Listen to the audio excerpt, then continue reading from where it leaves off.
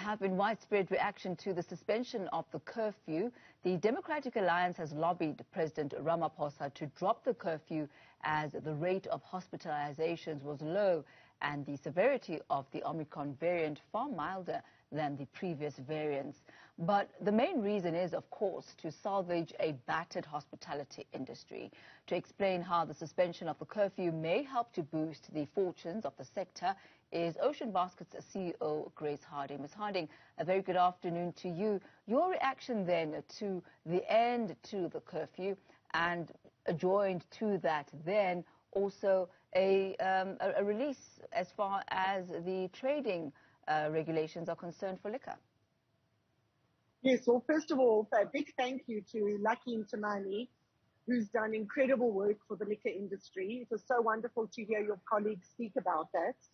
And I think the lifting of the curfew tonight is not so much just about tonight, and you're right about the weather. I'm here in Monte Casino and it's hectically storming, but I think it's symbolic of a start of relief and a little bit of optimism, because we were very proud of the way the president tackled Omicron and how he gave some good tough feedback to some of his international counterparts. So I think the spirit of it is really going to bring a lot of positivity. And I think over 2 years, we've probably learned to deal with this pandemic. But what are, Grace, some of the logistical challenges that you face? Granted, the curfew has been lifted. It is New Year's Eve. People would want to go out and they'd want to stay out late. But as far as letting the industries know ahead of time so you are able to better prepare, are you ready to cater for any sort of audiences or patrons that might want to come today? You know, one of the famous South African sayings is, we're going to make a plan. I think restaurants like Ocean Basket, they're not big restaurants for partying into the new year. Some are in busy centers, but I think for our other hospitality colleagues, the wonderful bars, the amazing restaurants and hotels, they've made a plan. That you can be sure of that. So it is a welcome. Of course, we would have loved a little bit more notice, but it's certainly welcomed. We just pray that people do stay safe, and we still plead with the government to help us push vaccinations, because it's not yet a legal thing. So it's a bit like you can make it mandatory, but you can't really take action if it isn't.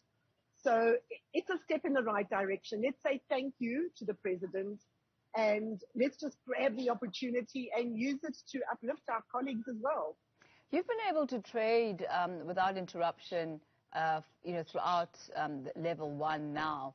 How much time do you believe you need as the restaurant industry to really be able to get back to maybe even pre-COVID-19 days? We know how you had traded, or rather had not traded, for a large part of the COVID-19 pandemic.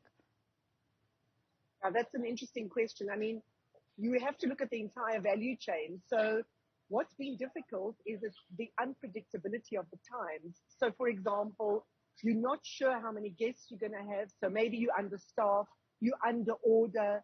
The logistics companies have so many trucks, maybe they need to order more. So I think it's going to take time for us to just get back into a holistic rhythm of the value chain. So it's not so much about the economy, which is a great concern to us, but it's also about just recalibrating, because for 2 years, the industry has learned to live with very, very little petrol in its system. It almost became anorexic. And then owners are hesitant. Do we bring extra people on board? What happens if the guests don't come in? Then we've spent all that money. So it's going to take time, I think, for the entire system to just slowly recalibrate itself.